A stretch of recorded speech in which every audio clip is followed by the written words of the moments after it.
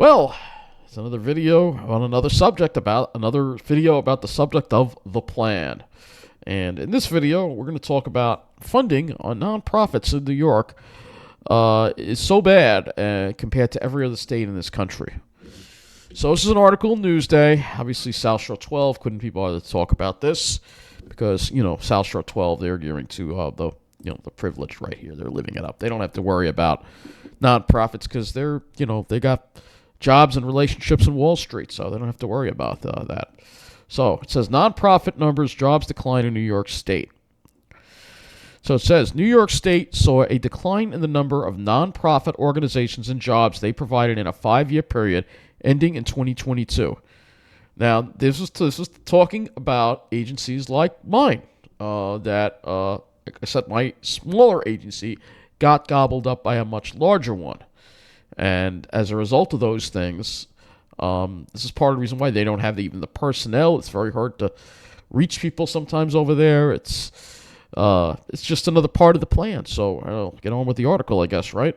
So it says, New York State saw a decline in the number of nonprofit organizations and jobs they provided in a 5-year period ending in 2022, in sharp contrast to the picture nationally, according to a new report this week from State Comptroller Thomas P. DiNapoli. The report said many New York nonprofits are burdened by the lack of timely reimbursement from government agencies for the services they provide in New Yorkers. All right, so this is mainly in New York. This is not an issue that's a problem that's happening in New Jersey. No, it's happening in New York because New York, this is just another part of the plan. Well, the governor runs her mouth about, we want to help people. No, she doesn't. She wants to force us out. She's working with Wall Street. It's a huge problem and has been for decades. Megan Allen, CEO of the Albany-based New York Council of Nonprofits. It's a huge problem now because we're seeing far more nonprofits having to take out credit lines and being in really horrible financial positions. How do they make payroll? How do they keep their doors open? She said. We are hearing more nonprofits going out of business and just struggling financially. So a lot of these nonprofits are actually going out of business. So what would happen if the nonprofit I rely on went out of business? That's when I say in the other video, they could pull the rug out from under me. Well, that's one of the ways they can do that. And then I'll have no choice but to leave because there won't be a place for me to live. So it said, what Newsday found. New York saw a decline in the number of nonprofit organizations and jobs they provided in a 5-year period ending in 2022. The report said many New York nonprofits are burdened by the lack of timely reimbursement from government agencies. Nassau and Suffolk counties showed an increase in the number of nonprofit organizations between 2017 and 2022, although the island still showed losses in nonprofit jobs. So it looks like at least the amount of organizations increased.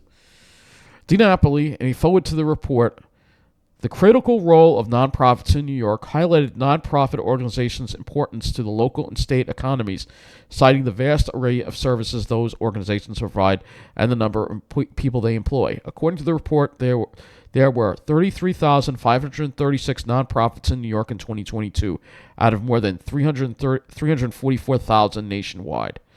Nonprofits have a greater presence in New York than in many other states. While nonprofits in the U.S. accounted for 3.1% of all private sector establishments in New York, the concentration was 5%, the report said. New York was second behind California for its share of nonprofits nationally, at nearly 10%, with California at nearly 12%.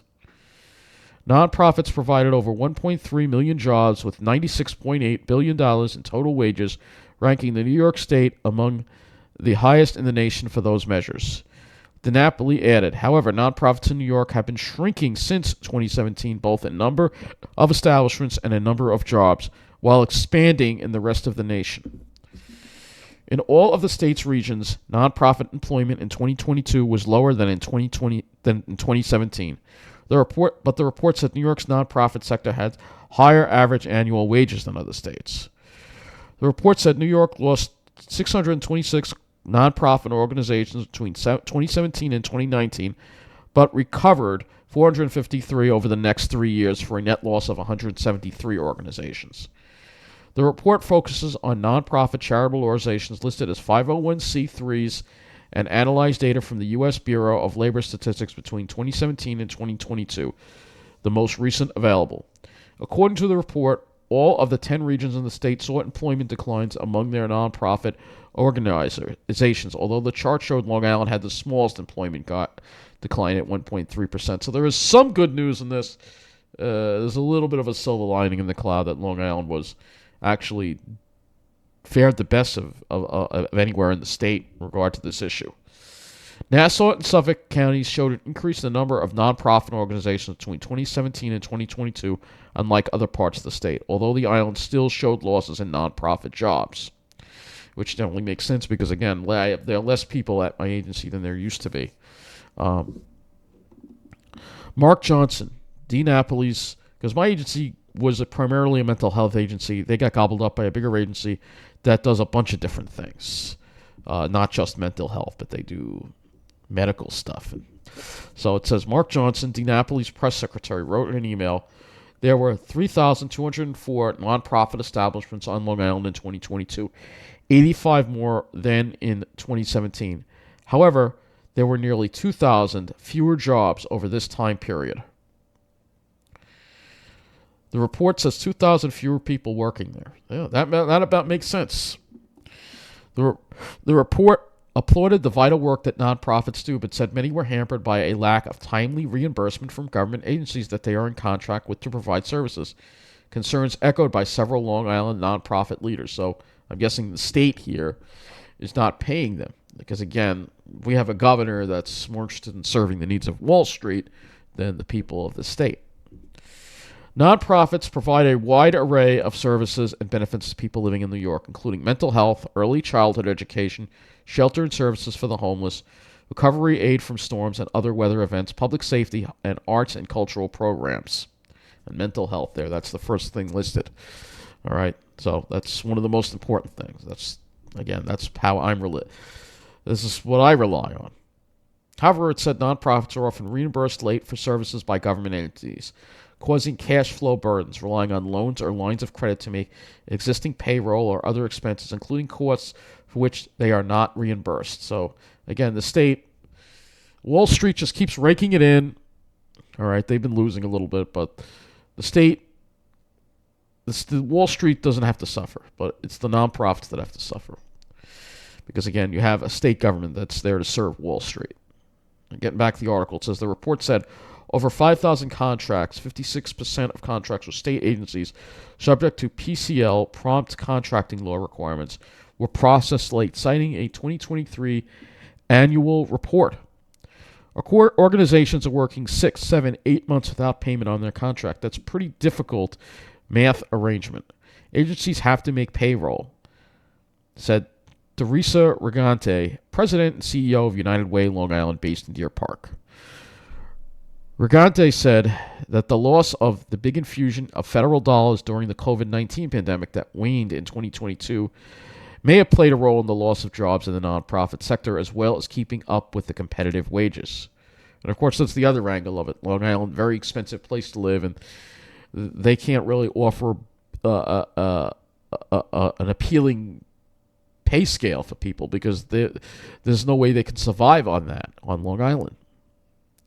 Jeffrey Reynolds, president and CEO of Garden City-based Family and Children's Association, wrote in an email, the comptroller's report is exactly on point in that it highlights not only the vital services nonprofits provide to local families in need, but our critical roles as employers and regional economic engines. Reynolds also added, doing business with government at any level means borrowing money to fill payment gaps, and now that the interest rates have soared, those dollars could have been better spent on services. Reynolds wrote that government sources provided 88% of revenues to his nonprofit organization. He said FCA employs 320 people and has a $27 million budget for 2025. So their Family and Children's Association, similar agency to what I'm involved with. Though I'm not sure if they're in support of housing or not, but they're a mental health organization. Vanessa Bard Streeter, president and CEO of the Health and Welfare Council of Long Island, a Huntington Station-based nonprofit that is an umbrella agency representing about 200 nonprofits, in addition to providing direct services, in an interview noted the gamut of resources and services nonprofit organizations provide in their role in and as an economic engine ensuring the financial stability of thousands of families on Long Island. So, great article from Newsday talking about just another part of the plan that they're trying to force on us. They aren't going to stop. They're going to keep trying to get away with what they try to get away with, and they don't care. They don't care who gets hurt. Wall Street just wants what it wants. They don't really care.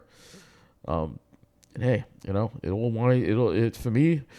Who knows where it winds up? And I don't. I'm trying to avoid the fate of having to shut up and go live in New Jersey. I really am. But there are a lot of forces that obviously want me to do exactly that.